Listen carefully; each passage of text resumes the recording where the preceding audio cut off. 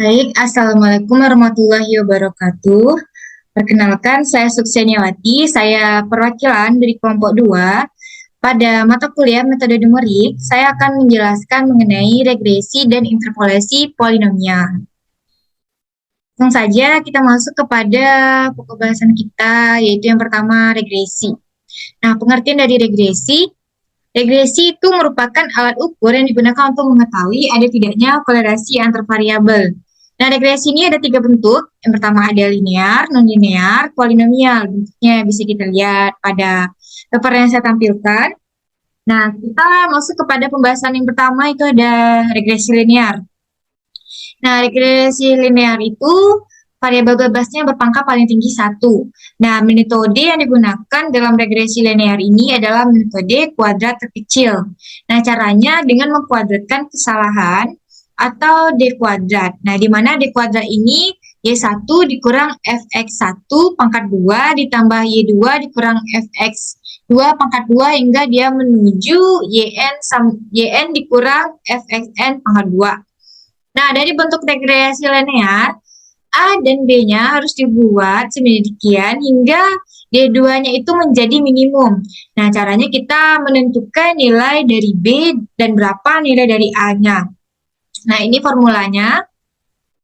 Nah, selanjutnya kita memprediksi garis regresinya. Nah, kita hitung dengan menentukan koefisien kolerasi. Nah, koefisien kolerasi ini dilambangkan dengan R, itu rentangnya 0 sampai 1. Nah, ini dia formula untuk mencari koefisien relasinya. Kita langsung saja masuk kepada contoh soal, yaitu tentukan persamaan garis yang mewakili data berikut ini. Nah, pada data ini, langkah pertama kita harus menentukan nilai dari X bar-nya.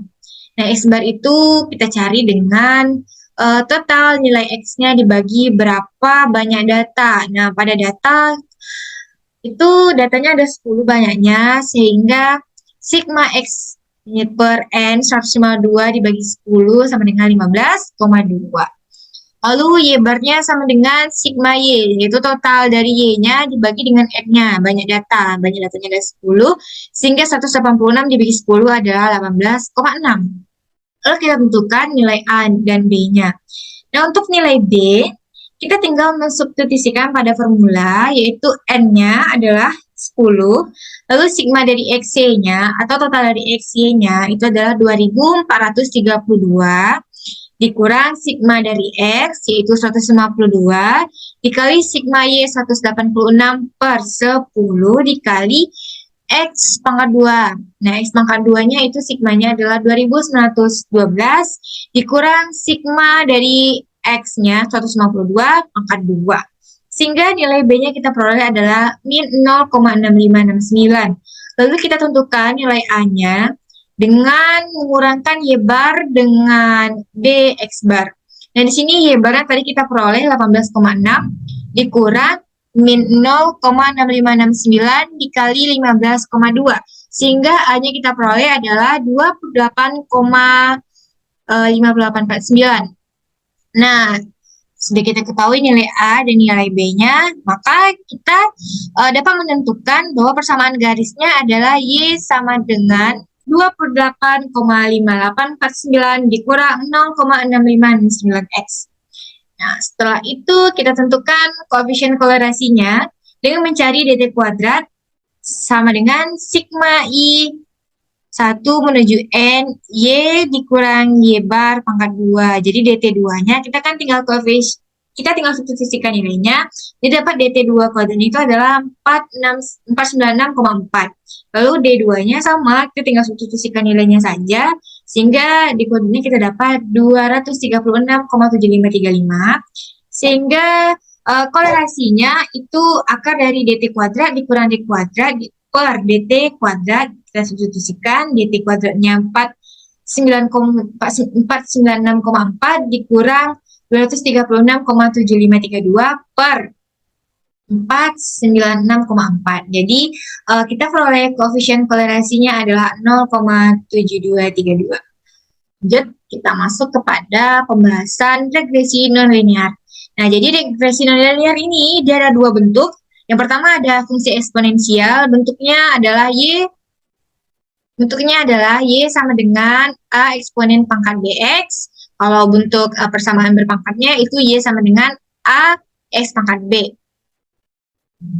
Nah, kita masuk kepada contoh soal. Nah, ini contoh soal dari fungsi eksponensial. Kita punya data. Nah, kita di sini disuruh menentukan berapa kolerasinya, koefisien kolerasinya. Nah, angka pertama kita harus mencari nilai dari Y barnya. Nah, itu sigma Y per N. Di sini kita ketahui banyak data kita adalah 5, dan sigma Y kita adalah 19,7. Sehingga 19,7 dibagi 5 adalah 3,97. Jadi Y barnya adalah 3,97. Selanjutnya kita cari Q barnya, yang yaitu 3, dan P barnya itu adalah 0,9859. Kita tentukan nilai B-nya. Kita substitusikan pada formula yang sudah dijelaskan sebelumnya. Nah, yaitu 5 dikali 20,6419 dikurang 4,9299 dikali 15 per 5 dikali 55 dikurang 15 pangkat 2, sehingga B yang kita peroleh adalah 0,5859. Lalu kita tentukan nilai A-nya, yaitu P bar dikurang B dikali Q bar. Nah, P barnya tadi 0,9859 dikurang B-nya 0,5852 dikali Q barnya adalah 3. Sehingga kita peroleh nilai A-nya adalah 0,7697. Lalu kita transformasikan dia ke dalam bentuk A-nya ke dalam bentuk eksponen. Jadi A-nya sama dengan eksponen pangkat A. Nah, eksponen pangkat A itu 0,4631. Lalu B-nya adalah 0,5852. Nah, sehingga kita dapatlah persamaan regresinya Y sama dengan 0,4631 eksponen pangkat 0,5852X. Lalu kita tentukan berapa koefisien kolerasinya. Kita tinggal substitusikan. Nah, jadi R sama dengan 40 dikurang 1320 dikurang 1,2469 per 40,1320, sehingga kita peroleh nilai koefisien kolerasinya adalah 0,9443. Berarti ini koefisien kolerasinya ini tergolong baik karena dia semakin menuju 1. Lanjut, kita masuk kepada contoh soal persamaan berpangkat. Nah, ini dia, kita punya data. Nah, langkahnya kita cari berapa nilai X barnya, berapa nilai Y barnya, berapa nilai P barnya, dan berapa nilai Q barnya. Lalu kita tentukan nilai dari B-nya. Nah, di sini B-nya kita peroleh 1,7516, lalu A-nya kita peroleh 0,3002. Nah, kita transformasikan A dan B-nya itu ke dalam bentuk persamaan berpangkat. Nah, sehingga A-nya kita peroleh 0,5009 dan B-nya itu adalah 1,7516. Nah, sehingga persamaan regresi yang kita peroleh itu adalah Y sama dengan 0,5009 X pangkat 1,7516. Nah, untuk mencari koefisien kolerasinya itu sama seperti sebelumnya, yaitu akar dari dt kuadrat dikurang d kuadrat per dt kuadrat sama dengan 0,99998. Nah, ini kolerasinya itu tergolong sangat baik karena dia semakin menuju 1. Nah, oke, baik, kita langsung saja masuk kepada regresi polinomial. Nah, bentuk umumnya seperti ini, kita bisa lihat pada paper yang saya tampilkan. Nah, bentuk penyelesaiannya, nah, kita menggunakan matriks ya. Kita menggunakan persamaan matriks. Nah, di sini kita punya data. Kita langsung masuk ke contoh soalnya. Di sini kita punya data. Nah, ini datanya. Kita disuruh menyelesaikan menggunakan polinomial orde 2.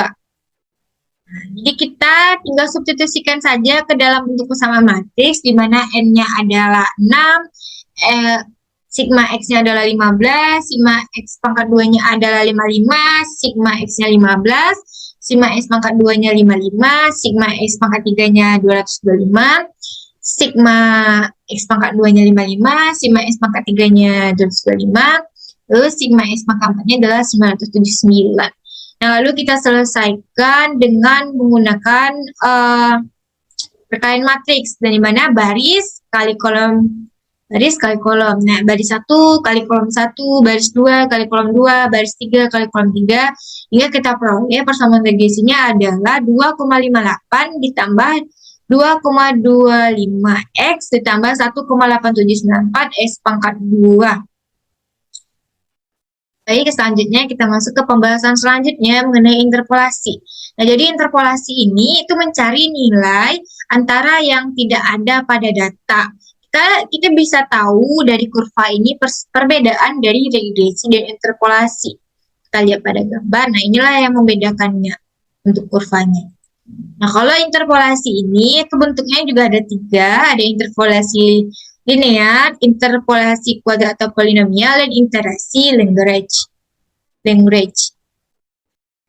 Pertama, interpolasi linear, kita punya formula Y sama dengan Y0 ditambah Y1 dikurang Y0 per X1 dikurang X0 dikali X dikurang X0. Nah, pada contoh soal, kita nih punya data. Nah, untuk X5-nya, kita ambil titik datanya 4,5 dan 7,6. Sehingga Y0-nya itu adalah 5, lalu Y1-nya 6, dikurang Y0-nya 5, kemudian per 7, dikurang 4, X-nya 5, dikurang X0-nya 4. Sehingga kita peroleh Y-nya adalah 5,33. Lalu interpolasi kuadratik. Nah, ini nilai Y pada sebuah nilai X adalah Y sama dengan B0 ditambah B1 dikali X dikurang X0 ditambah B2 dikali X dikurang X0 dikali X dikurang X1. Nah, di mana B0-nya ini itu sama dengan Y0. Dan B1-nya itu Y1 dikurang Y0 per X1 dikurang X0. Dan B2-nya kita peroleh dari C1. Nah, C1-nya ini Y2 dikurang Y1, X2 dikurang X1, sehingga B2-nya C1 dikurang B1 per X2 dikurang X0. Nah, kita punya contoh soal.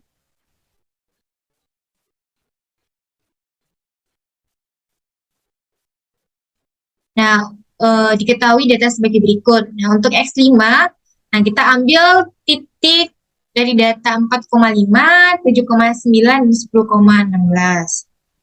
Kita tinggal substitusikan saja bahwa Y0-nya itu adalah 5, B1-nya berarti 9 dikurang 5 per 7 dikurang 4, yaitu 1,333.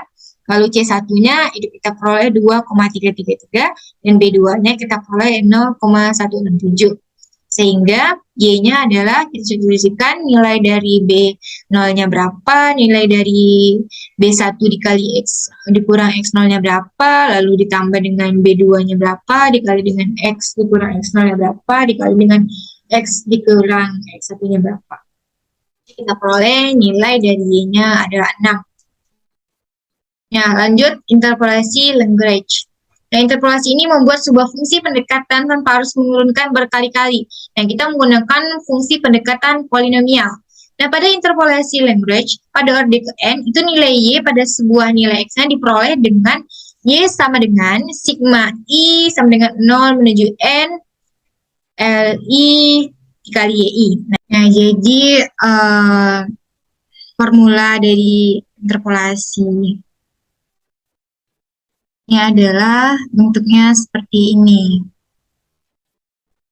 Nah, bentuknya seperti ini. Lalu kita masuk saja kepada interpolasi Lagrange orde 2. Itu kita menggunakan dua titik pendekatan, yaitu X0 dan Y0, dan X1 dan Y1.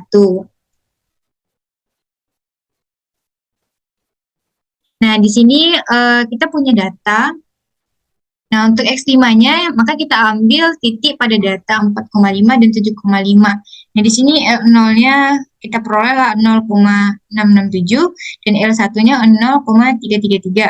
Nah, sehingga Y-nya adalah L0 dikali Y0 ditambah L1 dikali Y1.